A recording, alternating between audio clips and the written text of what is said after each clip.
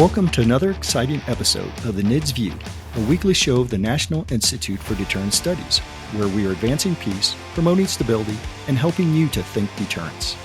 Each week, we will discuss and analyze a recent topic and provide insight to how it affects our national deterrence. The view of the hosts and guests are their own. We hope you enjoy the show. Welcome, everyone, to another informative episode of the NIDS View, where we analyze the global developments shaping deterrence, stability, and strategic competition.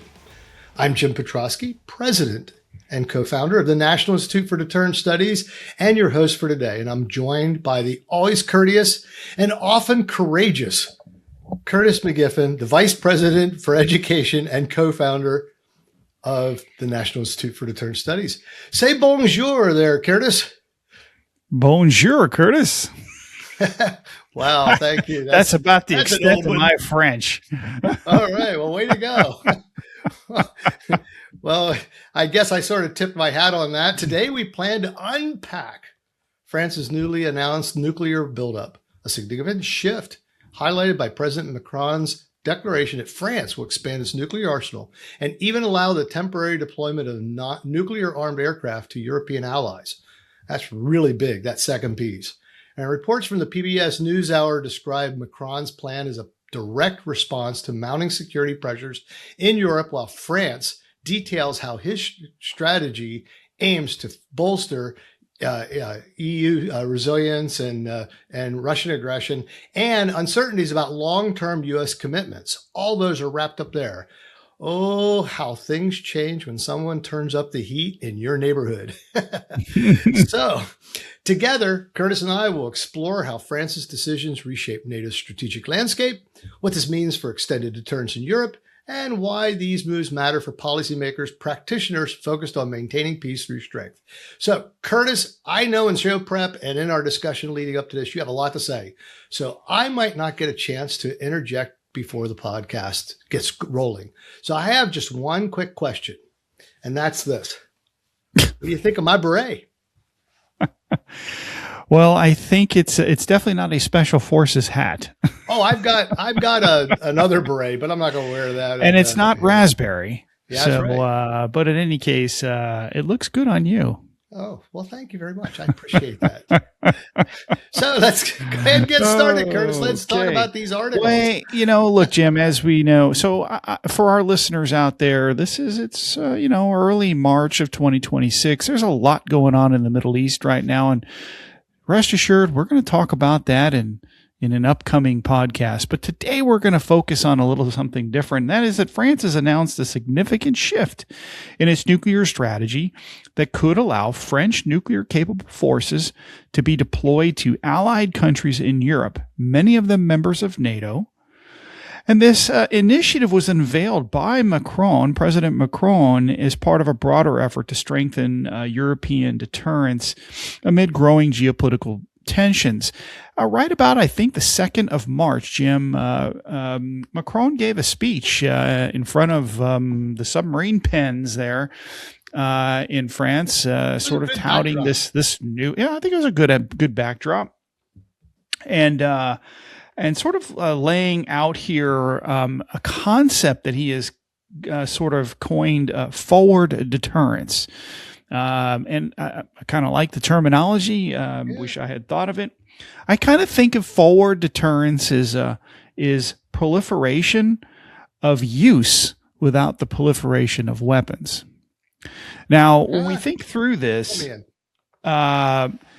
so this is a huge change in this sense here. So France has maintained a pretty strict number of roughly 290 warheads.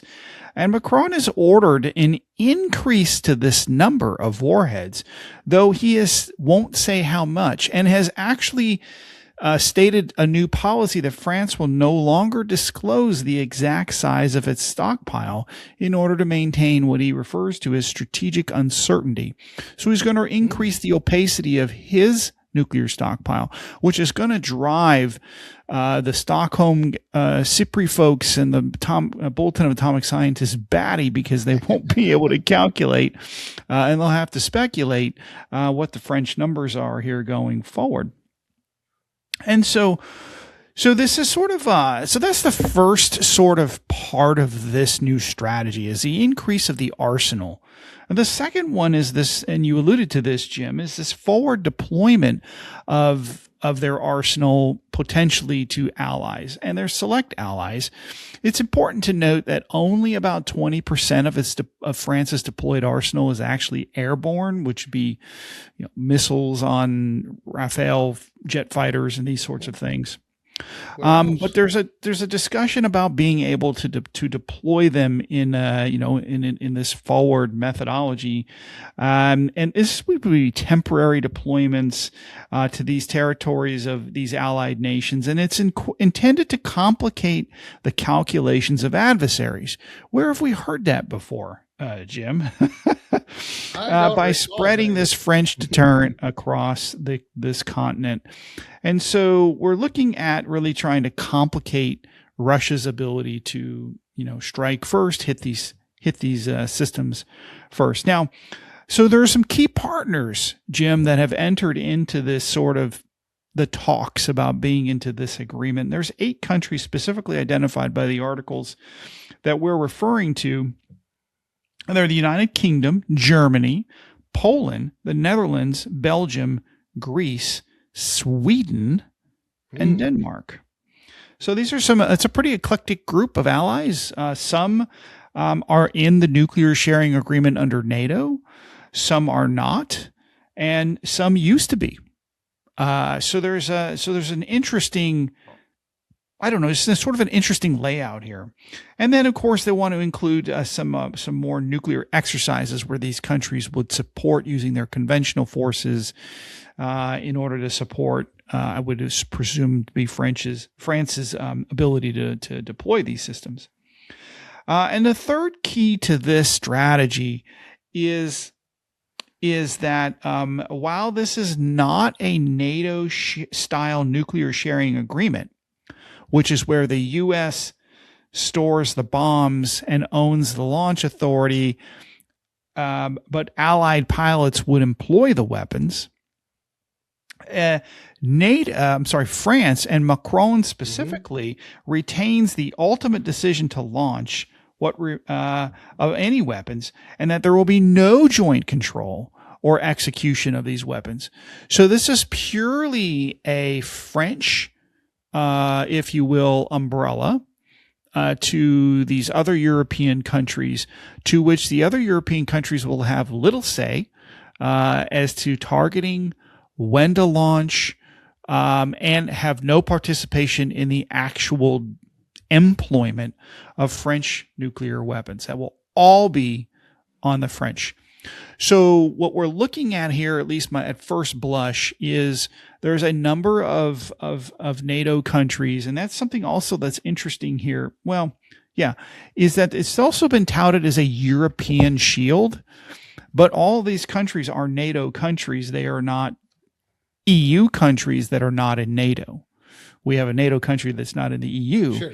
But all of those countries I identified are also NATO allies, some of which, again, who participate in the NATO system. So this is an interesting difference here with regard to how the NATO sharing agreement, which has occurred for decades and decades and decades, all through the Cold War and beyond, how this would be a little bit different. So that's pretty much what we're talking about here. We'll get into some of the reaction and some other thoughts, but I want to pause here and get your thoughts, Jim, on whether or not I got that all correct. Well, I don't know if it's correct or not. I do think you're typical pushing the envelope to one side or another. Now, I agree that the idea here, at least, is to provide some sort of sovereign operational control over the nuclear weapons that France is reporting here. I'm not sure and maybe our listeners can go back and listen to your exact wording, but I believe you said no control over this. I think there's probably going to be a specific alliance, but that autonomy may be very valuable for France to have some of. But I do think it's going to be, I think they're going to work well with their neighbors. They tend to do that fairly well in the European theater, quite well. So I think, they'll work this out as it goes forward. But I do think the initiative is a French only. And I think that's really important here, and the French, putting their, aircraft, their nuclear aircraft or their nuclear capable systems, whether I was waiting for you to talk about ground. I didn't really find out whether they're going to have, artillery, or it's all going to be aircraft. Is it going to be, missiles, et cetera, how they're going to deliver these systems over the short term. And I think that's going to be really important to understand who they're protecting and how they're protecting, because that delivery system is huge. You certainly can't just drive U-Haul trucks, across the border and set these things off. That's not going to fly in warfare, tongue in cheek, of course. So for but I do think that France does have a credible way of advancing this. I think they have the technology and the capability. They've demonstrated that in the past. And so providing a credible, autonomous nuclear capability in Europe definitely makes it a little more difficult for an aggressor like Russia to attack without all the other states either agreeing or disagreeing over a second launch or even a pre-strike, if that's what their choice is. So I think those things still haven't been sorted out. I mean, it's just hitting the news now. And that's why I think what really is going to count, and this is where I'm going to pass it back to you. You've mentioned all these countries. The real question is, what is, Europe really, the public really stands up very quickly for or against things. And you find out very quickly from the public in Europe whether they like or don't like things. I haven't seen a lot of pushback in any of the European newspapers ever since you picked these two articles out 2 days ago. In my copious 24 hours of research while I was watching other things happening in the world stage, is that the Europeans will have the grander European strategists are going to have a say in this, and it says, is France just simply taking the initiative, which is probably good? Does it strengthen the alliance? What gaps is it truly filling? Does it show any kind of a degree of concern, or what I'd say a concern for our nuclear sharing framework, both in Europe and also for our nuclear umbrella for the U.S.? How does that complicate planning, et cetera, if France is going it alone in some places? These are things I think that have to be worked out, but I do not see any of that in these articles that I think are the more important aspects. But I think it's great that France is stepping up to the plate. And as I said at the opening, it's amazing how people's perspective changes when, the threat is on your border and it's heating up. Because now you look at the world differently. It's like, it's time to do something. And it is. And I'm glad they are. Well, and so we'll see what the influence happens. So thoughts, especially Germany and Poland. I think this is more than just a threat. And so let me start with, this was first mentioned by Macron in 2020. Okay. Oh, I didn't know that. Yeah. So he apparently he made a presentation to French officers. And he sort of touted this idea. It never really got picked up or made it out there until, later. And that's a full 2 years before the invasion of Ukraine 2.0.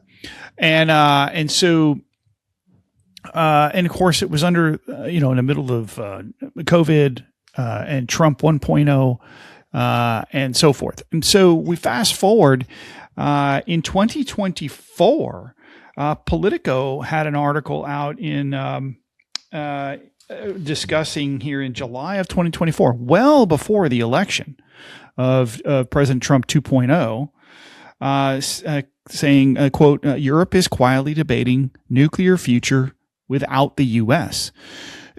I think there was a fear that even under the Biden administration that there would be a reluctance to actually use that. There was a credibility issue here for Europe, and that's part of what was going on. Of course, the war was now on for 2 years, and a lot of Russian threats, nuclear coercion that we have talked about ad nauseum on our podcast for the last 3 years that we've been doing this.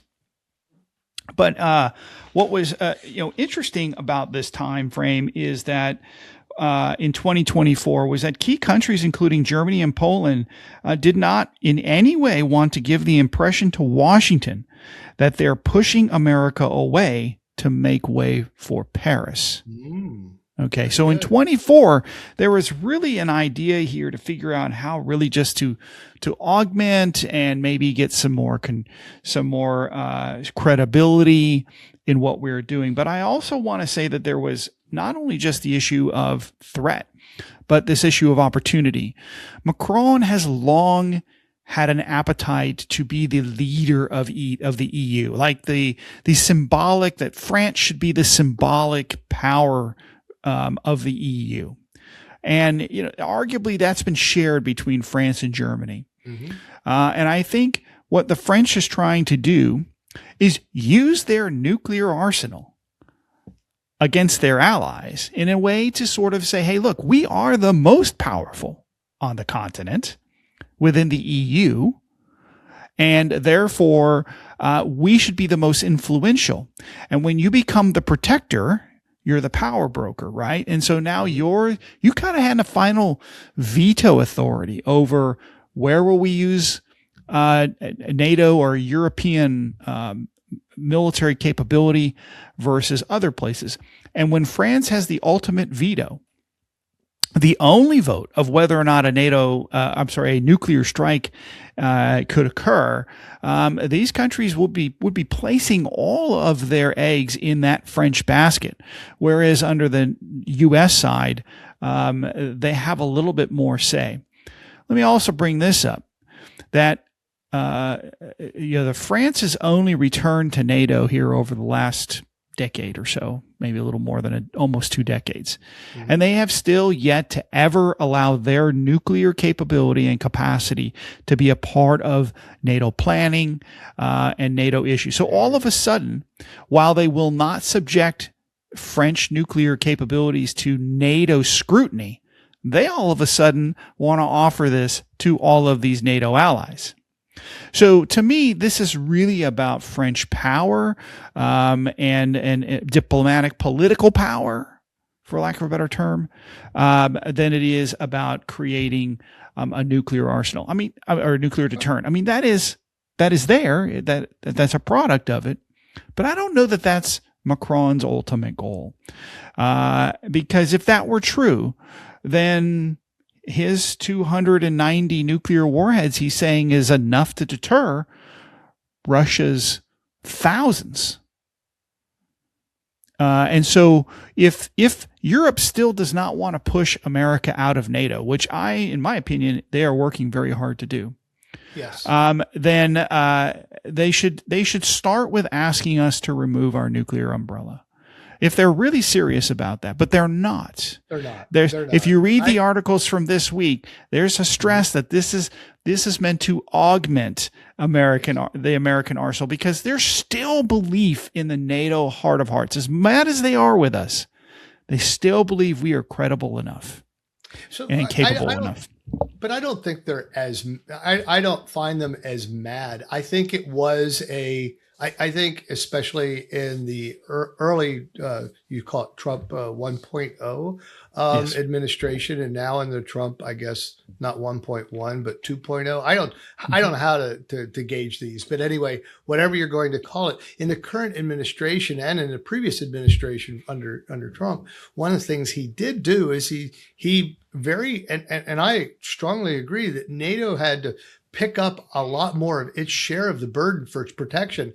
And I don't think that was just an economic, a lot of people look at it and go, oh yes, economically feasible. I think there was another piece of this from a strategic standpoint, in that NATO had to concern itself for itself, because countries have to be prepared to be resilient and survive and be credible among themselves. They can't be fully dependent on someone else in a time of crisis. Not that the United States is going to not be dependable, but in a nuclear war, it is better to have multiple credible, sustainable capabilities in order to thwart an adversary, to the point where, again, where deterrence works is that it's not where, the juice is not worth the squeeze, Curtis. That's your line.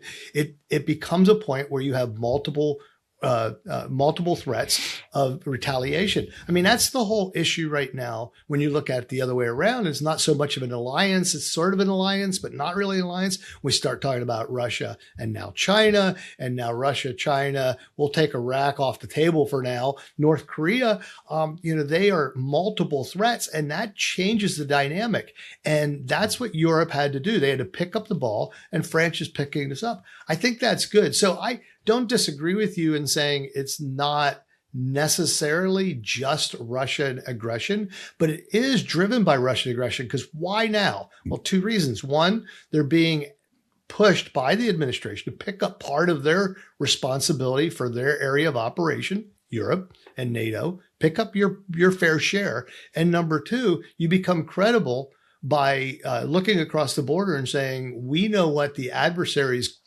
planning on doing, or at least threatening to do, and we're going to counter that with the force that we know will make them think twice. And that's deterrence, and that's a good thing. The other piece I think, though, that is really important is that we look at this from a deterrence architecture, and I look at it as multiple points. Sort of I've said this before on the podcast. The whack-a-mole theory is that there are multiple places in which you can apply force or pressure, depending on whether you're on the aggressor side or on the defensive side, and which, if you give enough places to go, you're just never sure what's going to happen.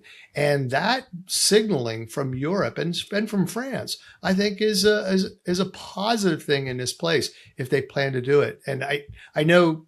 I'm going to throw this out here because I see you're ready to say something. I'm not sure what, but I will say I want to start a piece of this conversation saying to the anti-nuclear crowd, oh no, here we go to the arms race. Well, I'll stop it right here and saying you don't have a race unless everybody's running. If you're by yourself, you're not in a race. So somebody's arms racing, and I agree, but it's not a bad thing if we can accept the fact that we can control what the adversaries are planning to do.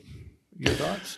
Well, you bring up the disarmament crowd, and this is definitely frustrating for them, right? So, as I said, this is proliferation of capability without proliferation of weapons, and what you also see here is a validation, right, of nuclear weapons and nuclear deterrence as being something that needs to happen in order to ensure peace and stability.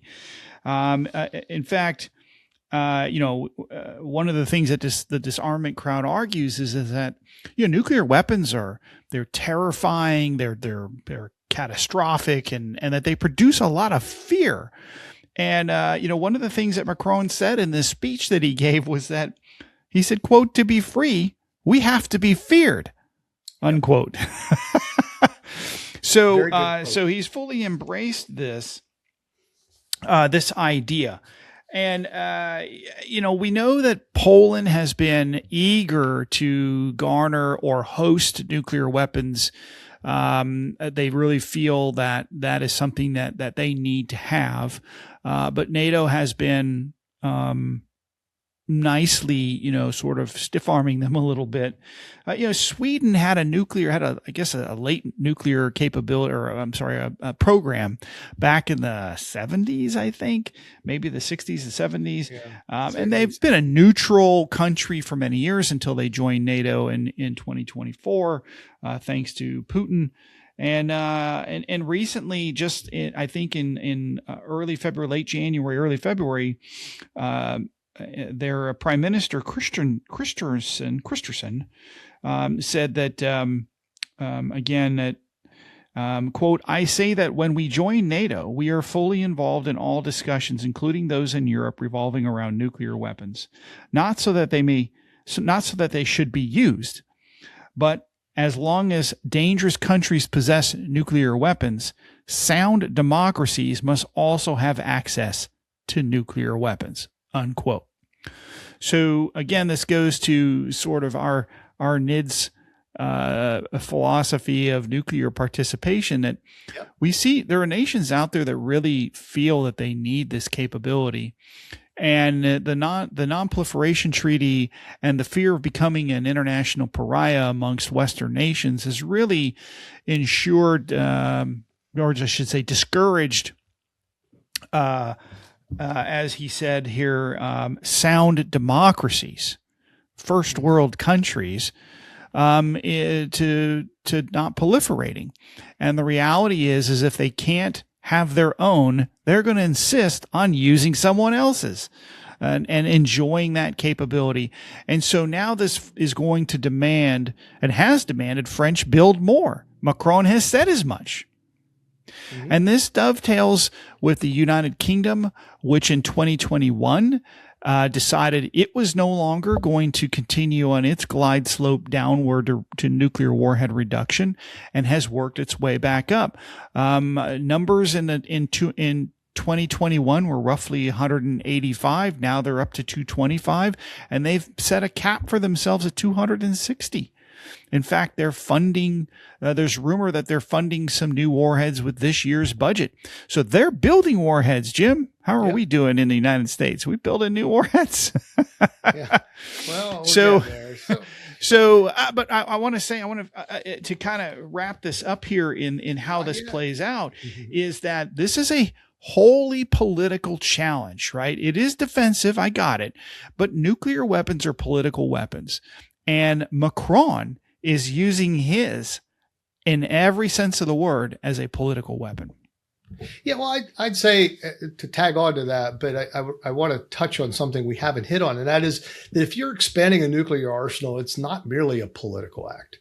It requires industrial capacity, modernization, delivery systems, as I mentioned before, updated command and control networks, and sustainment investment. And all of those things, I think, are important for France to adapt its current forces to the current threats. And we've seen that in our own country, how difficult. I mean, we're looking at a 60-year modernization effort. We're just barely scratching the surface here. So that's going to be a real pressure that I think France has. And they've got to build that among, I'm going to go back to, maybe I sound like a broken record here, back to the public appearance, et cetera, because they're portraying this. And if you read these articles, and I believe they're doing it, the smart tactic to portray this way, as defensive, stabilizing, and aligned with the European interests. I think all these things matter as you move forward, because all of those things in modernization that take time, this long tail to start the modernization and building these weapons, takes a long time. You got to keep the public interested. And so, these sort of decisions, have public perception and arms control diplomacy. All those things matter that we're going to see in the future. And we're going to see, and you, Curtis, because you come up with your vitamin C's, one of your biggest issue is communication of the vitamin C's of deterrence.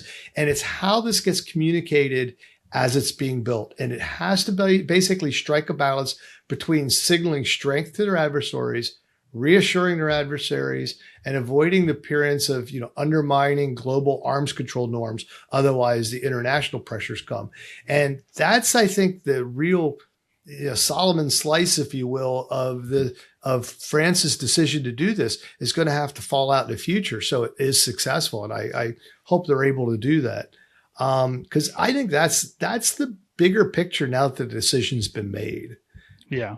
Well, let me add to that, and that is that, so what are the ramifications of all of this, right? And so it's clear that France is encouraging a Europe first policy, right? And it's going to start with a French first policy, while at the same time they if you will, critique and badmouth an America First policy, because it has impacted them and forced them into this position. So they're preparing to shoulder more of their own nuclear deterrence burden, no doubt. Okay, no doubt. And France is positioning itself, right, as to be that central guarantor besides the United States.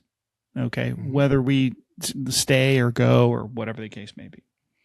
And so I think these things are pretty meaningful. And when we think about, well, what is the United States thinking about this? There's not a lot been said that I can find because, the U.S. is mired in combat operations with Iran. But I would say that there has been some recognition that U.S. officials are cautiously optimistic about this, Jim. Yes. That the move is a tangible sign of European burden sharing that President Trump has encouraged. And within the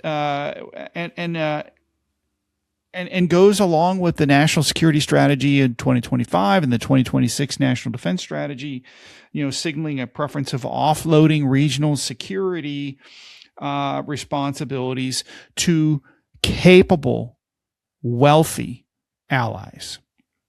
And stable. Stable. Well, wealthy to me is, but I got you. Yes. So I think this is interesting. Well, what are the Russians thinking about this, Jim?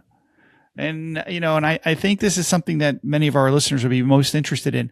Well, let's start with the obvious, right? You're going to hear the rhetoric of how destabilizing this is, that France is acting, irrationally, that the spreading of their nuclear arms around Europe is going to cause problems. I think there's some question about the Founders Act and whether or not you can deploy nuclear weapons in formerly Eastern Bloc NATO countries, which would be a challenge. I think it's interesting that Denmark all of a sudden is interested in participating in this, given the Greenland question.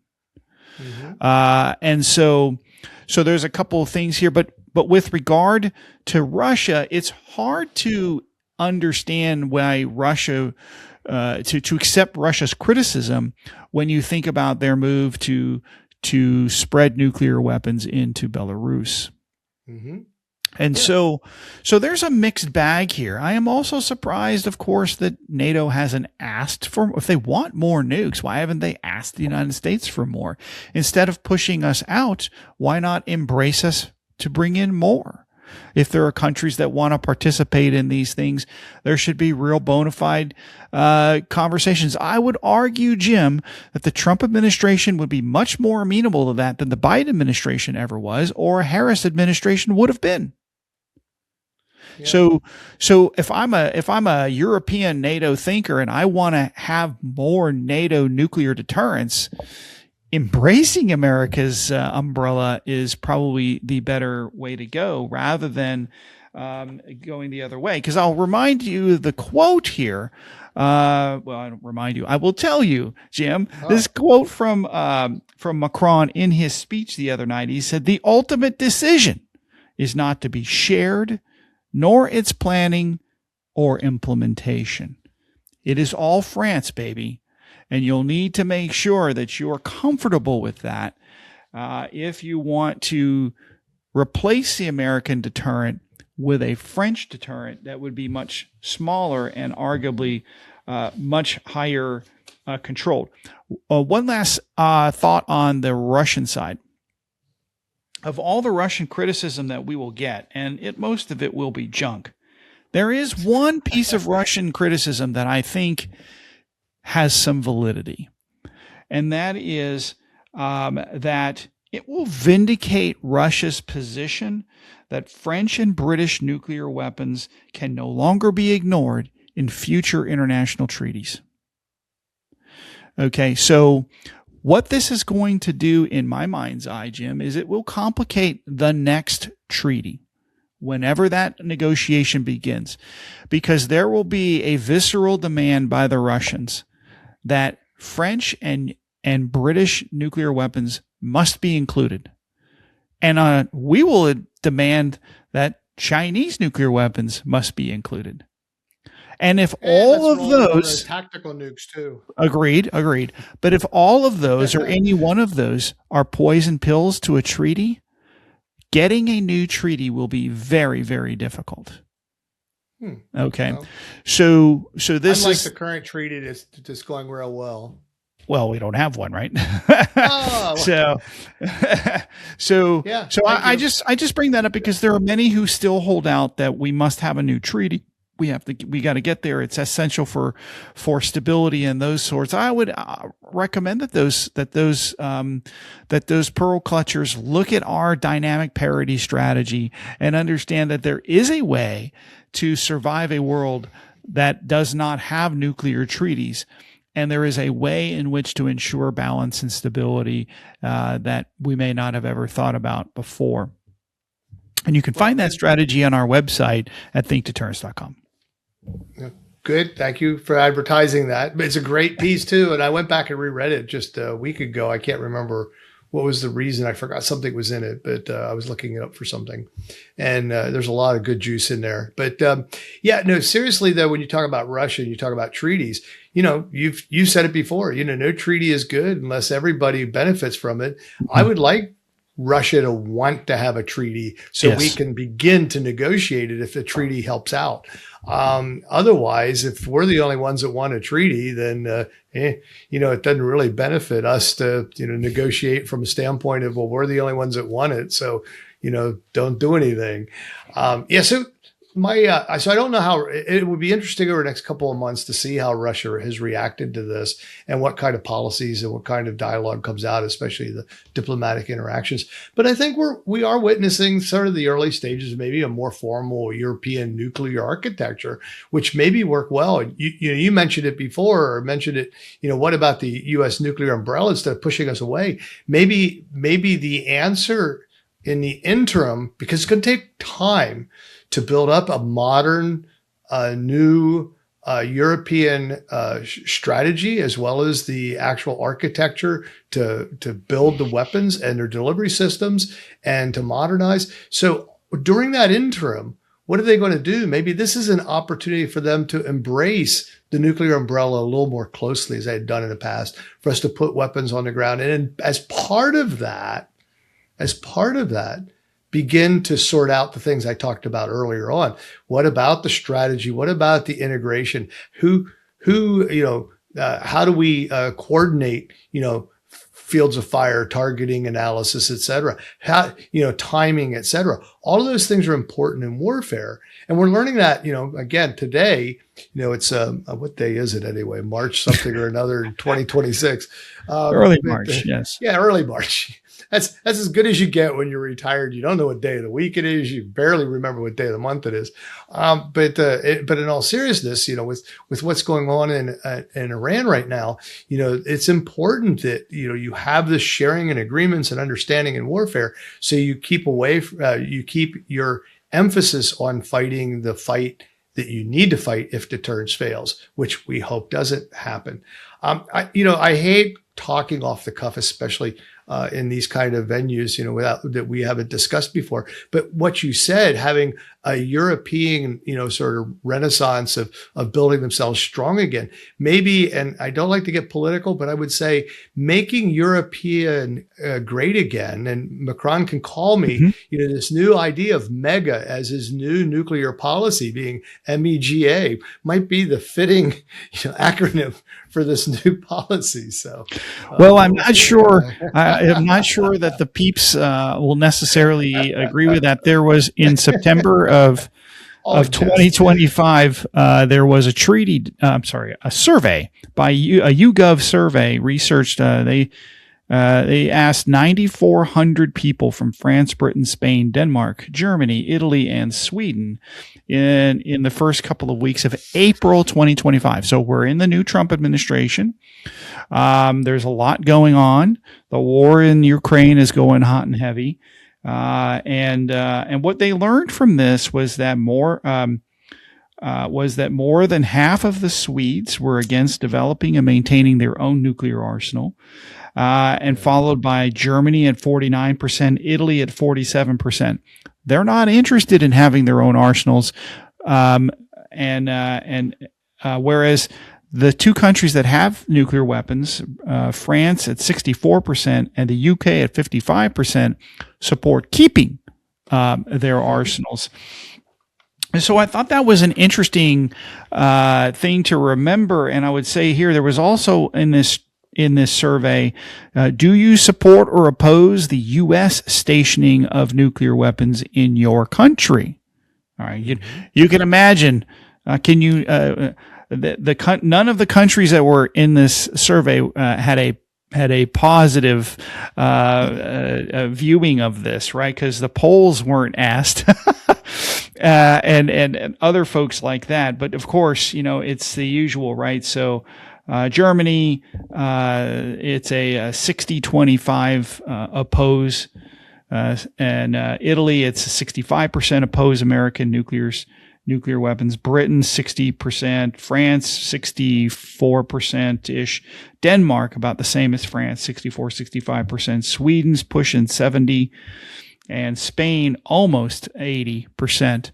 And so there's not a lot of interest. Even after, at the time of this survey, 4 years of war in Ukraine, constant nuclear coercion threats against Europeans who are funding the Ukrainians in their defensive fight of resistance, yet the majority of their populations do not understand, appreciate, or value the nuclear weapon, whether it's their own, or the ability to have their own, or their allies' capability. So when it comes down to the question of, well, why does America still have them there? Status quo. It's simply the politicians have decided it's still necessary. I think if there was ever a chance to have removed all of the American nuclear weapons out of Europe, it would have happened in the 90s. And they were severely reduced, but not eliminated. And I think it's going to be an uphill battle for France to try to convince those same populations that it's much better with them, and them putting their weapons in those countries, albeit as temporary as it can be. By the way, you got to secure those weapons when they're sitting out there or doing whatever they're doing, and manage the logistics of all of that and the maintenance of all of that. It's going to be very expensive on the French taxpayer to take on this burden. So I hope they're prepared for it, and so I wish them the best of luck, and I'm sure the Trump administration will find a way to work with and support President Macron, who hopefully won't overstep so far as to upset his ally. Yeah, well, no, thank you. I would say it may be expensive, but I think France can go back and look through their receipts. It'd be a lot more expensive to have war on their soils. So, always more expensive to wage war. All right. Well, this has been great conversation, Curtis. I appreciate the time that you put into this and finding these articles. And so with that, mes amis, it has come to the time in our podcast to say au revoir. If today's discussion sparked new questions or inspired deeper curiosity about deterrence, make sure you hit like on our YouTube channel or on your favorite podcast app. It truly means a lot to us at the National Institute for Deterrence. Please like and share. And like and share as much as you can. And you can always catch up on the exceptional information analysis at thinkdeterrence.com, where we continue our mission of advancing peace and promoting stability. And so from all of us at the NIDS View, have a great, peaceful day. And don't forget to always pensez dissuasion. That means think deterrence. Thank you for listening to the NIDS View. This show is produced under the NIDS Podcasting Network, a division of the National Institute for Deterrence Studies. NIDS is a 501c3 organization dependent upon donations to provide this podcast and bring about awareness of the peacekeeping value of U.S. strength and our national deterrence. You can catch all of our podcasts or provide feedback at thinkdeterrence.com. I would like to thank our producer, Kimberly Charrington, our sponsors, and all the fantastic members of the National Institute for Deterrence Studies for making this podcast possible. Stay tuned next week for another exciting and informative The NIDS View. The NIDS Podcasting Network.